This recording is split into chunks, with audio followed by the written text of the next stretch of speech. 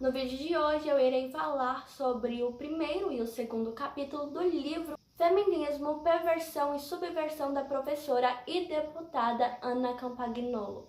Acredito que seja um bom livro para trazer aqui para o canal, até porque eu gosto de ler sobre o feminismo. Além disso, esse livro da Anna é ótimo para quem quiser começar a entrar no estudo sobre a ideologia. Bom, Mary Wollstonecraft foi uma mulher inglesa que nasceu em 1759.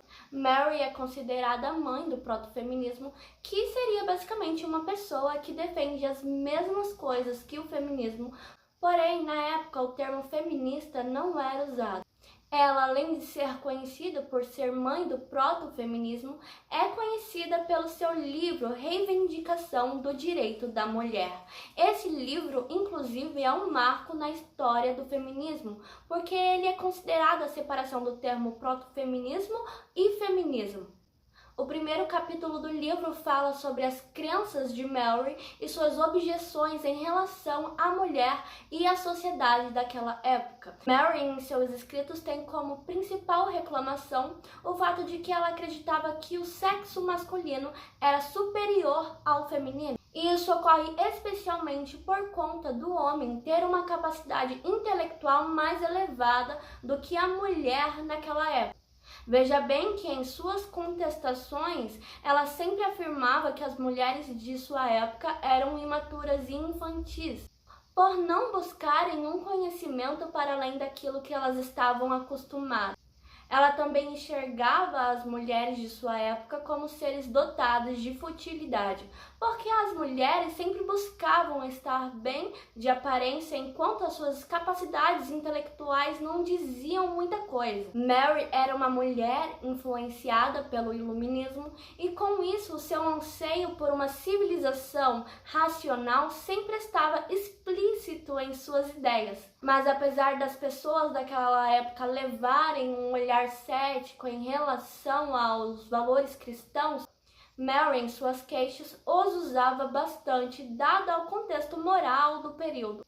Ela coloca que a libertação da figura feminina poderia beneficiar a formação de uma cristã esposa mais virtuosa. É até mesmo interessante ela ligar as reclamações dela com os dogmas cristãos, porque na época as primeiras mulheres que conseguiram realmente expressar as suas ideias apenas o puderam fazer porque tinham o apoio da igreja.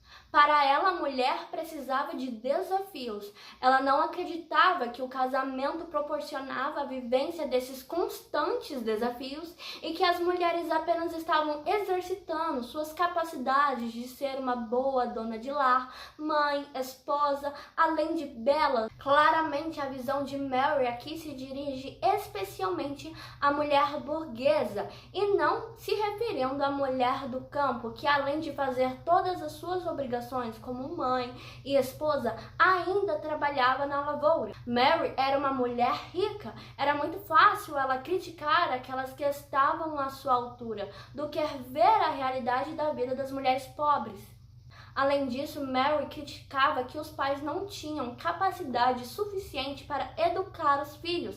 Então, ela defendia sim que os filhos deveriam ser entregues ao Estado para serem educados, e aí entra a educação pública. Ela queria com isso, na verdade, que as meninas começassem a se encaixar no padrão do universo masculino, por meio de uma reengenharia social. Para ela, a educação oferecida pelo Estado deveria se sobrepor às tradições do âmbito familiar. Algumas das ideias trazidas por Mary no final do século XVIII voltaram com mais força ainda na primeira onda, por conta de alguns direitos concedidos às mulheres durante a Revolução Francesa terem sido tirados. A primeira onda do feminismo traz pautas como a preocupação em relação à educação igualitária, a reivindicação pelo sufrágio universal, a inserção da mulher no mercado de trabalho Aqui na primeira onda também as mulheres tiveram o direito ao voto reconhecido e começaram a serem inseridas gradualmente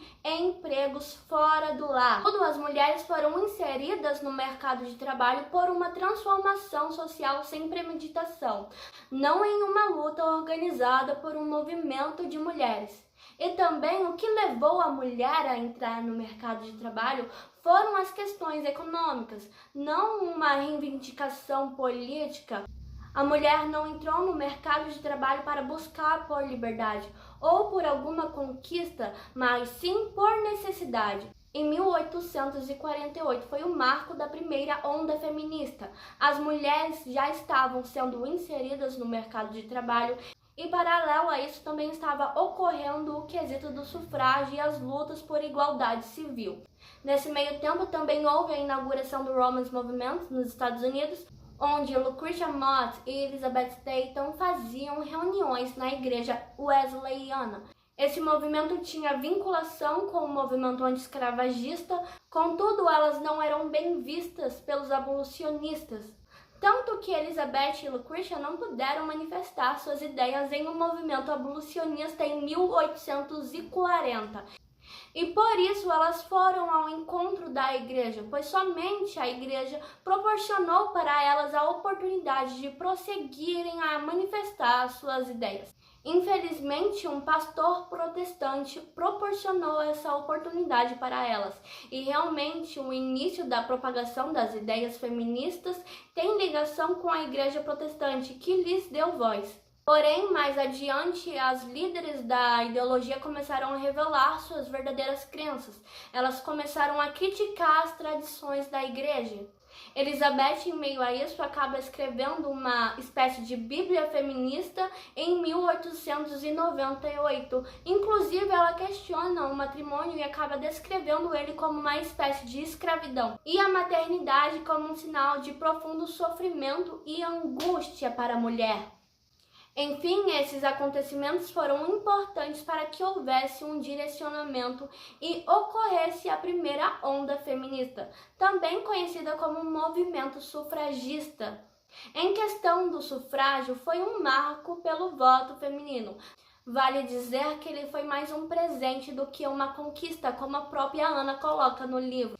Aqui na América Latina, por exemplo, a primeira mulher a ter o voto foi Celina Guimarães. E mesmo as feministas querendo vincular esse presente dela como se fosse algo relacionado à luta delas, Celina faz questão de dizer que só teve esse direito por conta do seu marido.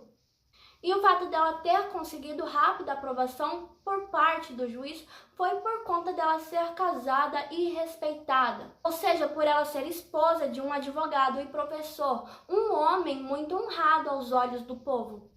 E depois da conquista pelo voto estar consolidada, o movimento feminista sentiu que as suas lutas ficaram fracas. Para a escritora de política sexual Kate Millett, o movimento despojou tanto esforço nas décadas de luta pelo sufrágio que acabou minguando e fracassou naquilo que era o principal anseio das feministas, que era enfraquecer o patriarcado.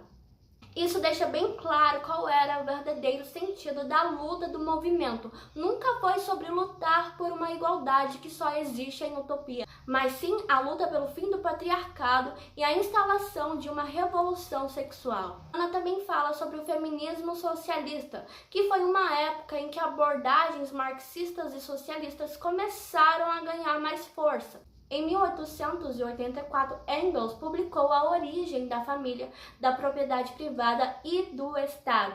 Engels acreditava que o feminismo e o socialismo estavam ligados.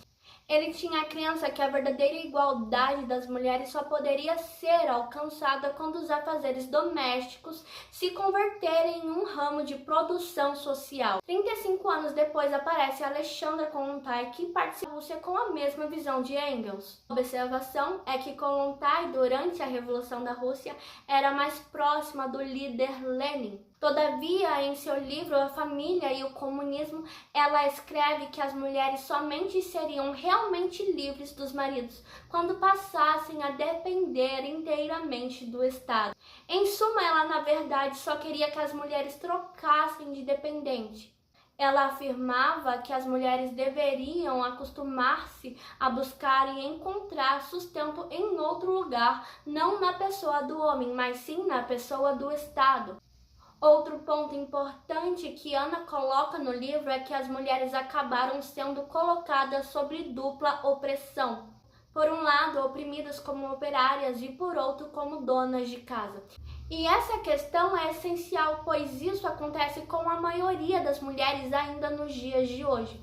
E Ana coloca que há duas principais causas para essa opressão. A primeira é que as mulheres divorciadas e mães solteiras não têm como dividir as tarefas e tornarem-se inteiramente responsáveis pelo sustento e o cuidado da casa. E o outro motivo seria que nenhuma tarefa essencialmente feminina pode ser delegada a um homem, pois somente as mulheres podem engravidar, gestar, colocar os seus filhos no mundo, além de amamentá-los. Portanto, as mulheres nunca foram privadas do mercado de trabalho, mas sim poupadas dele. Até mesmo a feminista e socialista Kollontai não omite que o trabalho para a mulher foi mais uma obrigação e necessidade do que uma liberdade de escolha. Bom, galera, o vídeo dessa terça foi esse. Eu decidi compilar o primeiro e o segundo capítulo dessa obra para não ficar tão extenso. Porém, mais adiante eu trarei o terceiro capítulo de forma individual. Eu espero que vocês tenham gostado. Até logo e tchau, tchau. Deus abençoe.